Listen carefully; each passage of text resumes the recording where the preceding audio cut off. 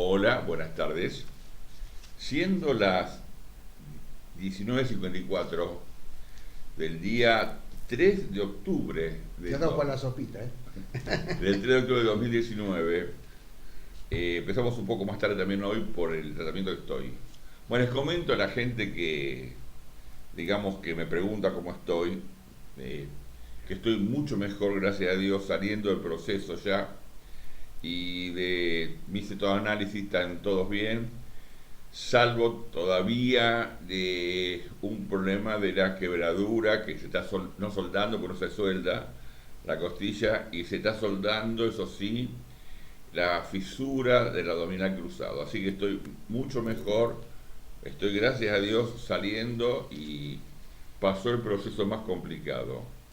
Realmente cuando me pongo a pensar lo que pasé, fue bravo, fue realmente bravo, y le agradezco nuevamente a Laura la bancada que tuvo hacia mí como médica y como pareja, en la cual me ayudó mucho a salir y me aguantó en casa, que es otra forma de recuperarse y no en un sanatorio, por más que sea habitación privada o pública o lo que sea. Realmente, gracias a Dios, estoy saliendo del proceso. Fue bravo. Eh, Pulmonía y pleuritis son una mezcla interesante de los pulmones que trae su perjuicio.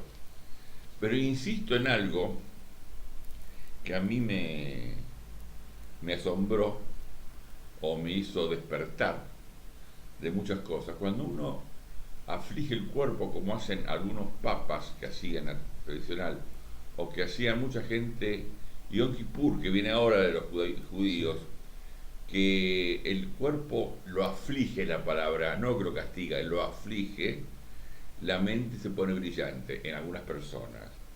Y a mí realmente me ayudó. Me di cuenta que, por más que yo no le tengo miedo a la muerte, me di cuenta de algunos miedos míos, y no quiero ser, digamos, autorreferente, pero sí me di cuenta que no me gusta el dolor, el sufrimiento, a nadie le gusta, pero soy muy mal doliente, para llamarlo de alguna manera. El umbral ese está Eh, muy bajo. Realmente yo decía a amigas y a Laura, si los hombres tenemos que parir, creo que un mundo sería la mitad chiquitito. Nadie nacería. Es lo que creo, que los hombres no somos, digamos, grandes aguantadores del dolor. La mujer es mucho más aguantadora. Pero bueno, el programa anterior hablamos sobre, Víctor habló bastante y fue felicitado de su conocimiento, de lo que sabe, pero lo que le piden es que hable más despacio porque sale conocimiento por botones. Sí, Y tienen razón. y, Por eso hay una catarata. y, Pienso en y, el tiempo, pienso en esto y me equivoco, es cierto. Hay que tener más síntesis, más, uno por ahí no prepara y además, los cuentos. cuando uno recibe todo un aluvión de conocimiento, Sí, inunda. es difícil No hay tiempo de que captar entre. y digerir. Exactamente, eso es preferible una menor cantidad de información para darle tiempo a que las personas puedan escuchar. Bien. Bueno, con respecto tuve algunas no contradicciones, diluchas, pero hay mucha gente que le molestó algunas cosas que dije, y una fue la de Gandhi. Cuando dije que Gandhi decía que se esparrame la sangre nuestra para conseguir nuestra libertad y no sangre ajena. Hay gente que me decía, no puede ser porque Gandhi era no violencia. Claro, Gandhi era no violencia con la sangre ajena, pero Gandhi con su propio cuerpo, él ofrendaba su cuerpo para conseguir la libertad. El ejemplo del ayuno es típico, que él ayunó hasta 40 y pico de días, podía morir, hasta que le pedían por favor que tome agua, por favor que coma, para salvarle la vida. Los propios enemigos se unían, las etnias diferentes que eran los musulmanes y los otros que son indios, los brahmanes, Sí, sí. que se juntaban para orar por Gandhi y que pare en su postura de dureza y se unían atrás del sacrificio que hacía Gandhi. Incluso para elevar lo espiritual, en una etapa de la vida lo charla con la señora, pero asume el celibato. Una manera que puede ser un castigo tremendo, pero que es un fortalecimiento para potenciar esa veta espiritual. No placer, claro. Para sublimar esa sensación del sexo que es muy pulsión, lindo, claro, sí, sí. para el tema espiritual. Entonces y hay gente que me contestó muy mal, y yo le tuve que mostrar de qué parte del libro, dónde estaba lo que Gandhi decía, no es porque Gandhi no escribió, Gandhi hablaba, pero hay un libro que se llama Yo Gandhi, y el otro es Gandhi muy grande, en la cual están todo lo que él fue hablando. Pues hay gente que recopiló las grandes conferencias de Gandhi. Y la demostración más típica de Gandhi fue el 29 de enero de 1949, cuando lo mataron, porque él sabía que lo iban a matar, estaba convencido, y sus seguidores le pedían por favor que no vaya a la concentración, y él fue a la concentración igual sabiendo que lo mataban, y lo mataron en esa concentración, sin custodia, y fue. Por eso digo, es una persona que tenía un concepto de la no violencia, pero con su cuerpo ofrendó mucho de su cuerpo en pos de su espíritu, en pos de sus ideales.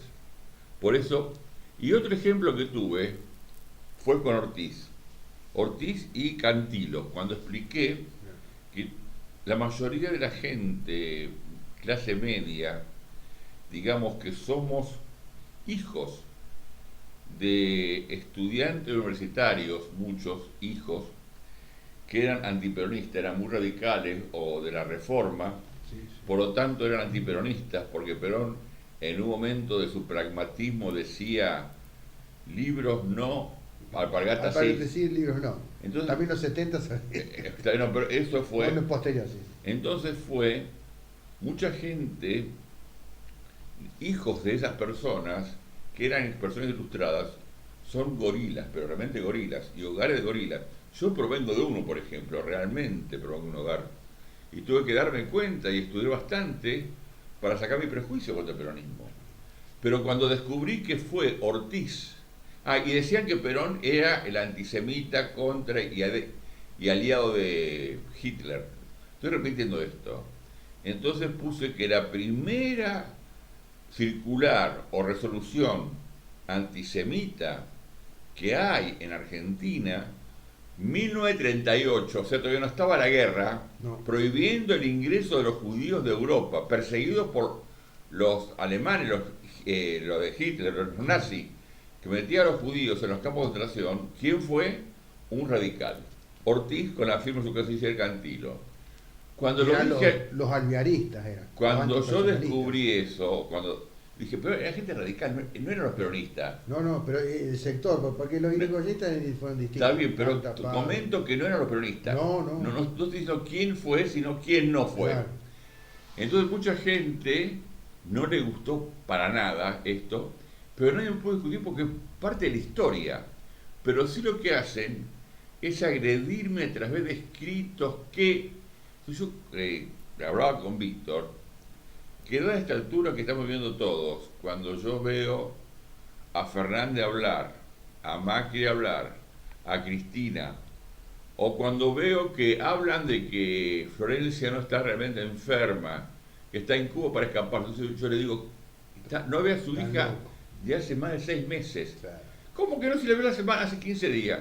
Le digo, estoy hablando de la hija. Claro, la nieta. Florencia, de su hija, no la ve. Claro. Está muy mal. Además, Cuba, y esto es una información que voy a insistir en dar, Cuba no es un país que se vanaglorie de tener buenos medicamentos alopáticos. Claro. Tiene una gran medicina de recuperación de tipo manual.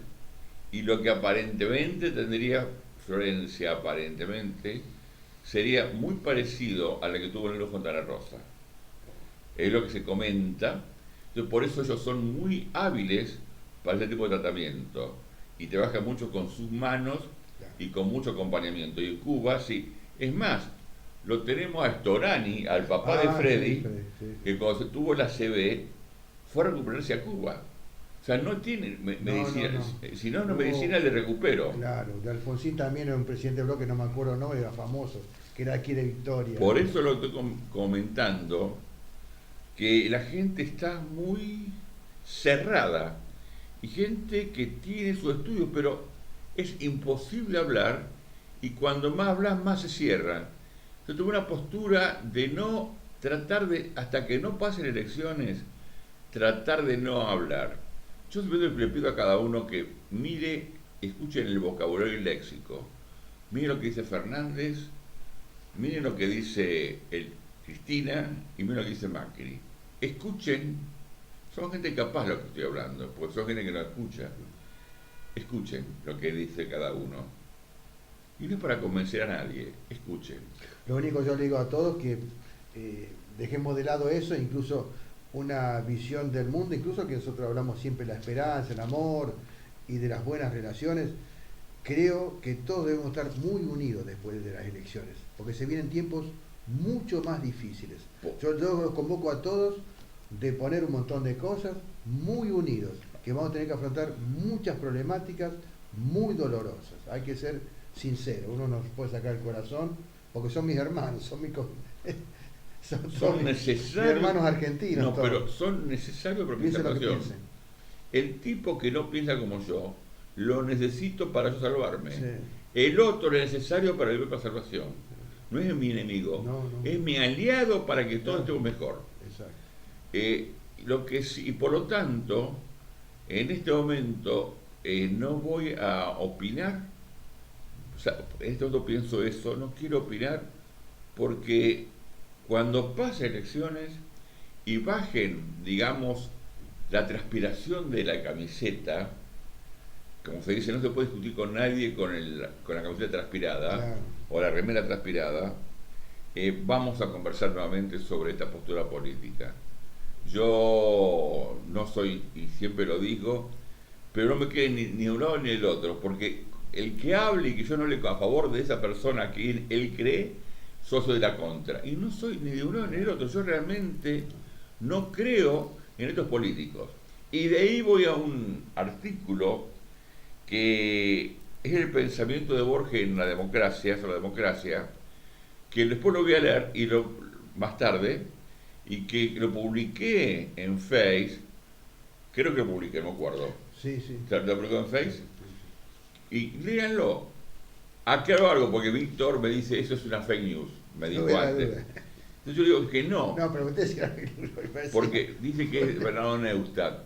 Y el discurso del escrito que es Borges es muy simplito, y Borges no era simplito, claro, para escribir. No lo ama. Pero le comenté que es un artículo de Clarín del año 1983, de un artículo escrito para Borges, o sea, realmente no tiene nada que ver con esto. Esto fue un extracto que hicieron sobre ese artículo. Pero si no, busquen Clarín y lo van a encontrar. Pero en última instancia es una manera de... Y él no creía en la democracia. Cada uno tiene su pensamiento. Yo en muchas cosas acuerdo que la democracia para mí es una gran paradoja y que las mayorías realmente no. Hay un famoso dicho viejo que dice: si a las moscas les gusta la mierda, la mosca tiene razón. Es un pensamiento para mí, para todos los políticos. Mi lectura, mi lectura. Bien. Ahora sí, y esto voy a plantearlo. ¿Vos algo más querés hablar de esto, Víctor? Perdón. No, después hablamos lo de Borges. Bueno, vos diste bien una fecha y me gustó, lo 1983. Voy a hacerlo también personal, porque hay cosas que nos unen con Borges en ese momento. Pero después lo vamos a hablar de él. Así que después. Bueno, como quieras. Sí, sí, sí. Bien. Fue el domingo de la noche, fue el día del Año Nuevo Judío. Estábamos en el año, los judíos, 5780. Domingo de noche y luna de noche se conmemora, no digo se festeja, se conmemora. Esto lo saben también muy pocos judíos también, inclusive. Muchos judíos se juntan, brindan, se hacen regalos. Y se termina en el Día del Perdón, que son 10 días que va a ser de la noche del martes para el miércoles. El Yom Kippur. Yom Kippur. Yom es día. Sí. Yom Kippur. Se voy a explicar qué es para el judío la fiesta, porque es una concepción totalmente distinta. El judío es un pueblo que es muy reflexivo en general, que es muy estudioso y un pueblo que es muy sufriente. El Día del Perdón comienza 10 días de meditación, de reflexión, de pasar tu vida en esos 10 días de las cosas que hiciste, buenas y malas. Y termina con el Día del Perdón. O sea, esos días se van a llamar Yamim Noraim. Yamim Noraim, son esos 10 días en los cuales uno toma reflexión y mira su vida, hace como un balance de cómo fue el año pasado. De esa manera uno puede empezar a darse cuenta consigo mismo, porque el judaísmo no tiene, digamos, confesión. No existe la confesión como cualquiera otra religión. O sea, el rabino no es un confesor, el rabino es un juez o un abogado en general. Entonces cada uno se confiesa y trabaja con Dios. Se tiene que pasar su vida delante de sí mismo, porque van 10 días absolutamente de reflexión y en su relación con Dios.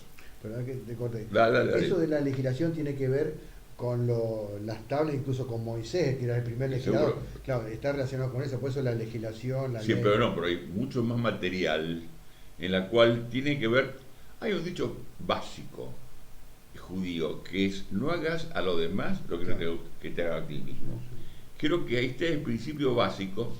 Después siguen los 10 mandamientos, después hay 1.500.000, hay 613 mitzvot. Fíjese qué interesante esto, o qué pueblo.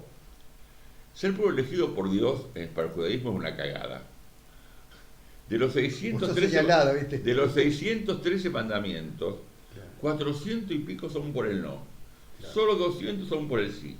Es un pueblo muy sufrido, muy sufrido. Por eso, y Dios es bastante guacho. Hay una película que se llama El abogado del diablo. El abogado del diablo, en la cual hay un autor, no me acuerdo el autor cómo se llama. West, ¿no era famoso? No, es el fiscal, el escritor. No. Que el tipo habla de que Dios es un perverso que los pone a la gente en situaciones muy jodidas. Es interesante. Se llama la película, se llama El abogado del diablo, mírenlo, porque es interesante cómo hace Dustin Hoffman, el actor, que hace de diablo, y habla de que Dios es un perverso. Es muy irónico, pero está bueno. O sea, de las 613 mitzvot, que son los mandamientos, todas, que pueden hacer 400 y pico, no podés, no toqué, no comán, no. Y 200 es por el sí.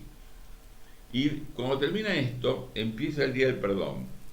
El Día del Perdón es el martes de la noche, que se cumplen los 10 días, antes de que se ponga la estrella, es la última comida y el último trago de agua que se puede tomar.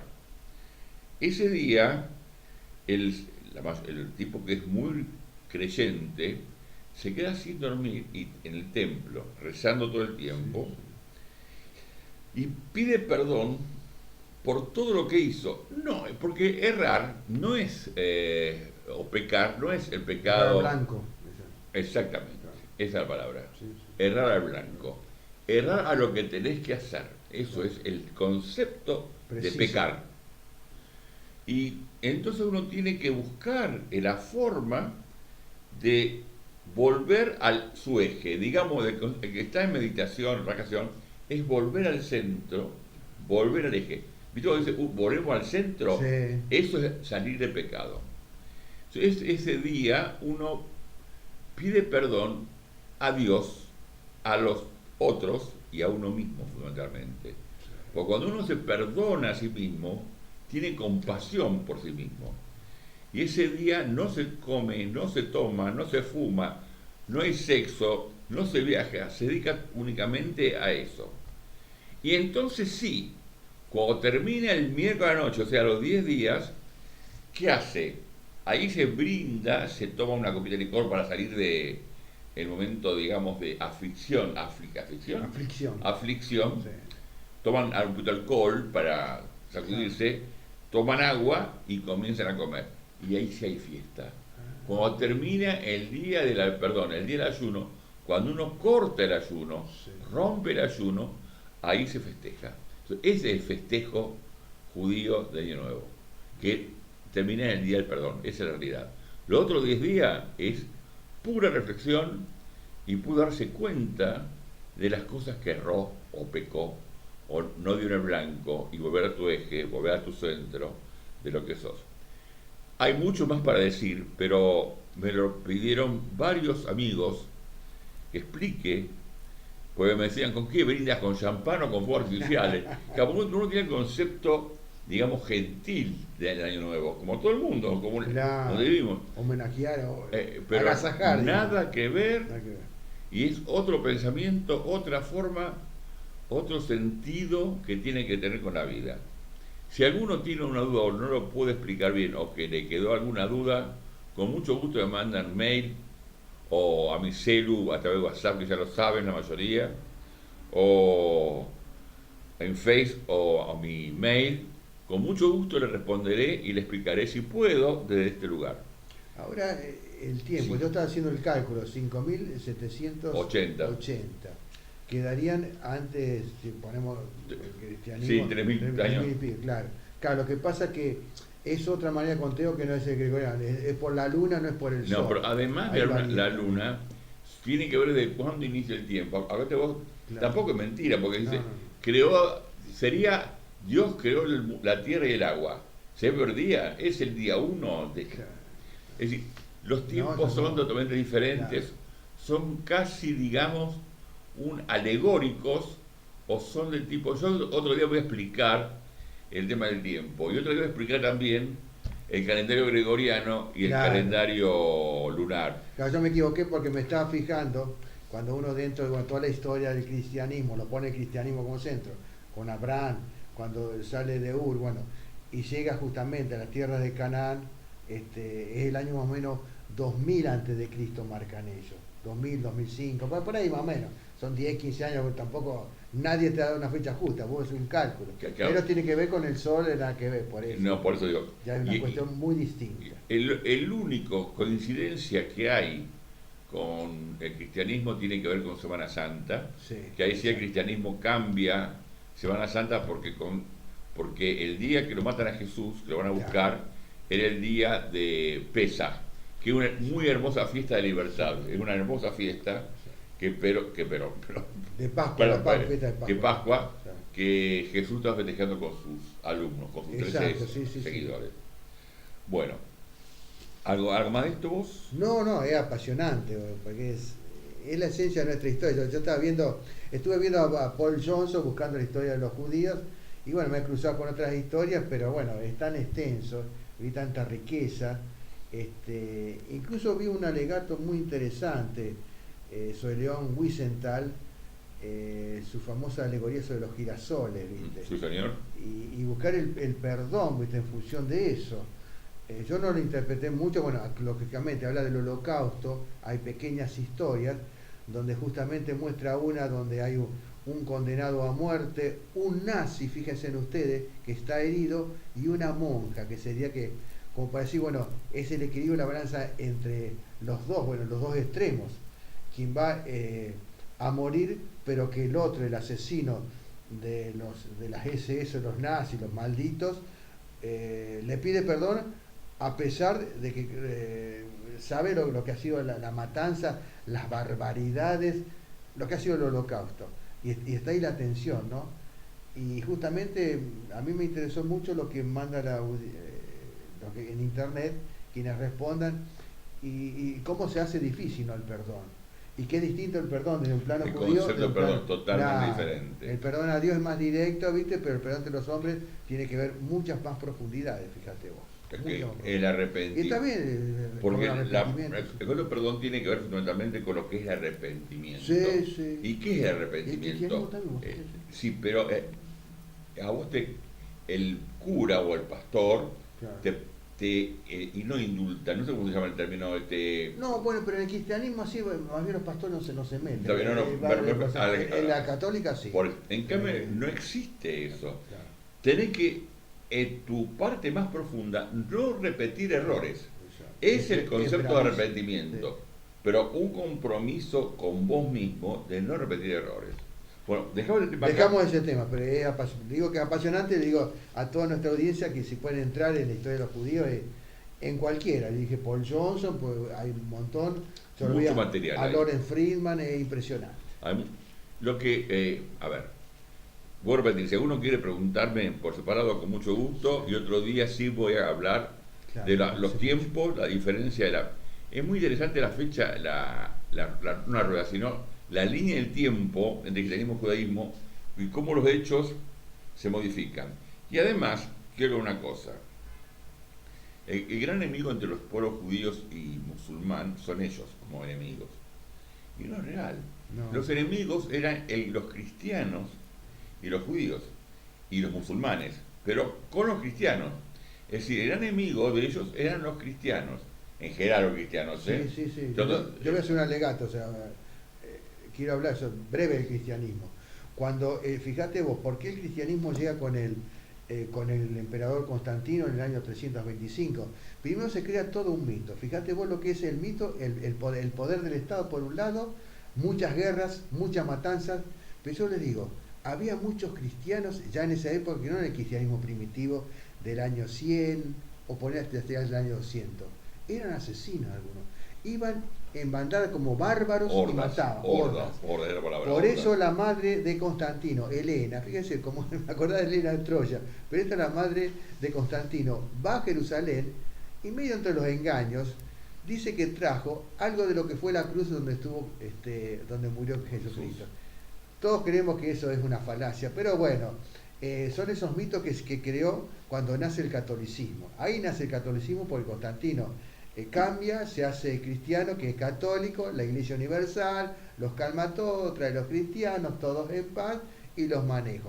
Ahí entró la Iglesia a ser parte del Estado. Ahí se confundió todo. Después vino el cristianismo, donde estoy yo, bueno, pero el catolicismo estuvo con 1000 años ahí, dando vueltas, guerreando, tapando y cambiando hasta mucho de la historia. Hasta la misma historia del cristianismo, hasta la historia de los discípulos, hasta la historia de Cristo. Cambiaron muchas cosas. Así es. Inventaron muchas cosas. Por eso, lamentablemente. Pablo, no, ¿cuál era el Papa? Francisco. Con el rabino de Buenos Aires, sí. no Beraja, no me acuerdo el nombre, apellido, eran muy amigos y siguen siendo amigos.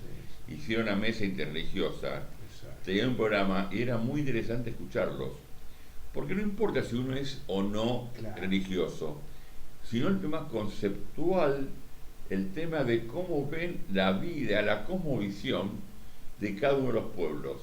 Porque muchas veces discutimos de 1000 cosas y nos damos cuenta que la mirada ideológica con que miramos era muy diferente. Incluso Francisco con el patriarca también, vos fijate, que es la iglesia ortodoxa, tiene una relación impresionante con la iglesia rusa, hasta con los luteranos, a demostrar esa amplitud. Y yo les digo más, cuando se habla, si uno tiene fe o cree en eso de la salvación, no son los 144.000 que se inventaron por ahí, van a ser de todas las religiones, van a haber católicos, va a haber algunos cristianos, va a haber algunos que no creen mucho. Él está hablando de los 12 por cada una de las tribus, de los 12.000 tribus. Claro, 12 por 12 por multitud. Exacto. Esa es la idea, lo que está hablando. Claro, algunos están equivocados, ni saben nada de eso, pero yo les digo que en la salvación van a estar de todos los colores.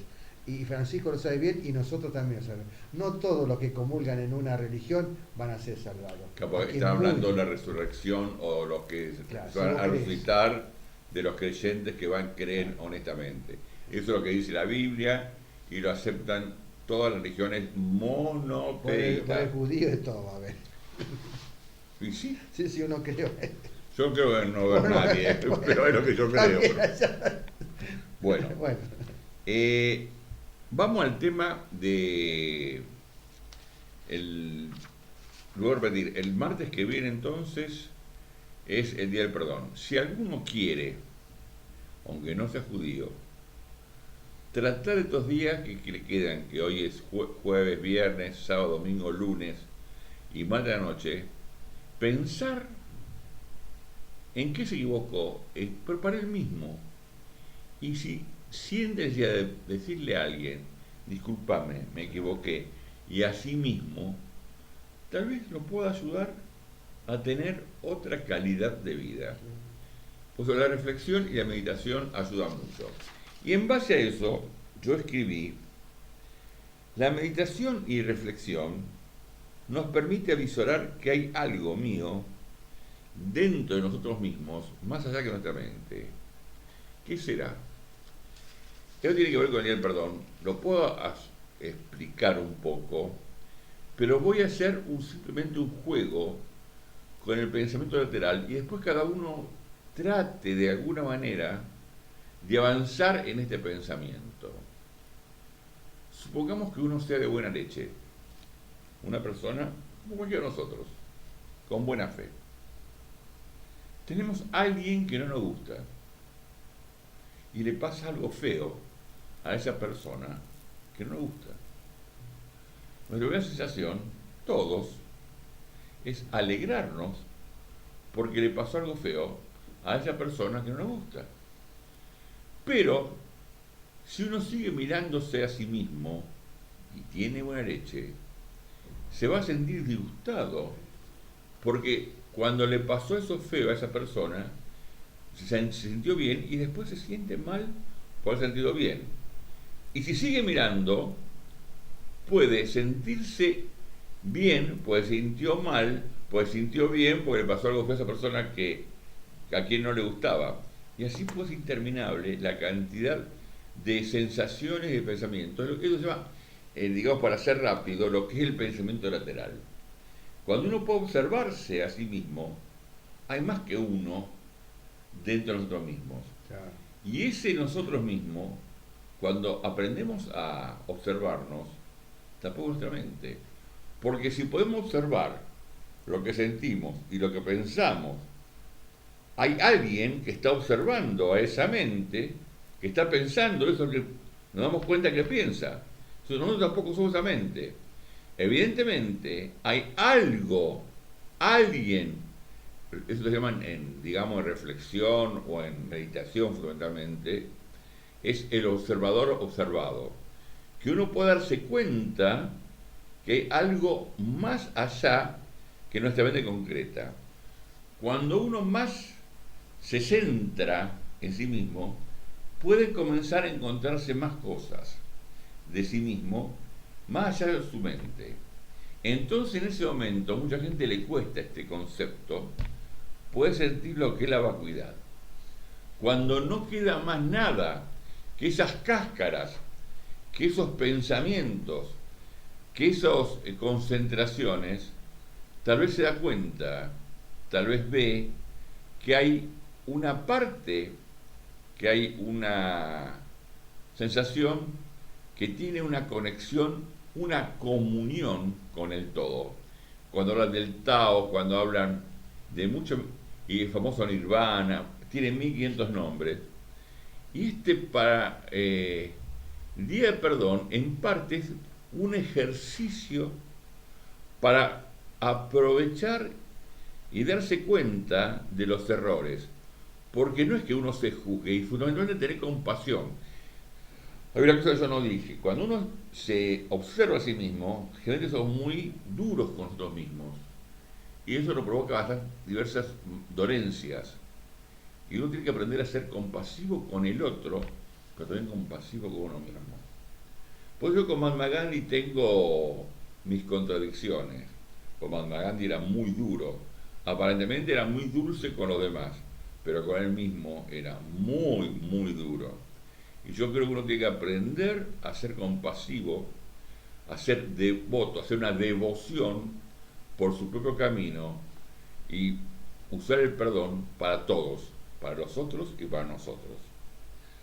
¿Querés decir algo Es interesante, ¿no? Es como, y por ahí nos cruzamos con Borges, yo lo veía a Borges, ¿no? Cuando habla del otro, pero en general es los fantasmas, ¿no? ¿Cuántos fantasmas que tenemos? Y yo lo busco también y lo pongo en la religión, y en el cristianismo.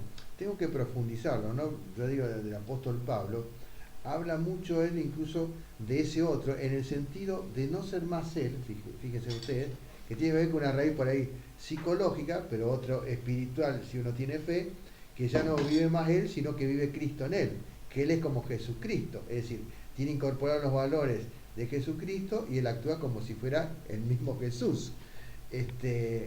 Y él justamente es el que lanza aquellos, no recuerdo en qué sitio de la Biblia, puede ser, ustedes si quieren leer, algunos leen que son Romanos o Efesios, les planteo dos epístolas así fundamentales de Pablo. Y él habla de la mente racional. Yo con las iglesias estoy muy en desacuerdo con eso de la mente racional. Eso lo plantean y hasta el otro día incluso, en mi iglesia donde voy, hablan del raciocinio. Y yo hablo que la mente, cuando se libera, cuando vos decís justamente en la meditación o en la oración dentro del aislamiento, que implica también no consumir nada, sino que estar a mente abierta, la mente está en el corazón. Bueno, hay una cuestión biológica incluso. Hay 50.000 células pensantes en el corazón. Ya se determinado por la medicina actual. Pero yo creo que ahí es donde el pensamiento ese lateral y el intuitivo se maneja con mayor libertad y hace entrar esas profundidades. Y hablo de las profundidades de libertad. Otra es quizás esa otra mente, tomando lo otro, racional, las otras personas, pero cuando uno entra en lo tenebroso, en lo perverso, porque todos tenemos esas oscuridades. Totalmente. Y es tremendo. Yo le digo que yo he probado en algunos momentos, yo tenía una pareja, no hace mucho, y me planteaba eso. Y yo caminé un poco ese sendero, yo digo de hablarlo, de pensarlo, pero es muy bravo. Y yo le decía a esta persona, detengámonos aquí, porque los infiernos de cada uno son tremendos. Y hay cosas que uno no puede, o no debe, más bien, yo no digo pues uno puede, pero no debe encontrarse. Yo tuve una experiencia de chiquito, les comento, otra cuestión que se cruza, que me quedó siempre marcado. Quizás no tiene que ver con esto, pero había un muchacho en mi barrio, un joven, que había sido brillante, que había estudiado en el colegio militar, pero que después se dedicó a la magia negra. Ese muchacho terminó casi loco. Fíjense ustedes, estaba hablando de muchos años atrás, quizás 50 años atrás, un poco más todavía de 50 años atrás. Y eso me marcó mucho. Y yo sabía que él entraba en otras profundidades que no debía entrar. Por lo menos lo que se charlaba en general. Yo nunca intenté caminar por ahí, porque creo que son cuestiones, uno en la fe y en la religión son prohibidas, pero también creo que serían prohibidas para la libertad de cualquier individuo, el encontrarse con cosas que te pueden golpear, que son inasibles y que son muy peligrosas para el alma humana, Fíjate vos que yo no veo magia ni blanca, roja, sí, creo que todas son peligrosas. Y negra. Lo que sí voy a decir, que Jung cuando habla del arquetipo, el encuentro del colectivo, habla de la sombra o los fantasmas. Y uno tiene que enfrentarse a esa sombra, a ese fantasma, que todos lo tenemos. Que cada uno, ese infierno o esa cosa de duende o no de duende, que aparece de diablo, tiene que aprender a enfrentarse, tiene que ponerle luz a esa sombra para que deje de ser sombra. Víctor, ¿cortamos acá? Sí. Bien. Pero es apasionante esto, Sí. Disculpe usted, pero esto nos lleva, piénselo, de cómo pensando, pero piense mucho en su sombra ahora. Vamos a dar por terminado el programa de hoy.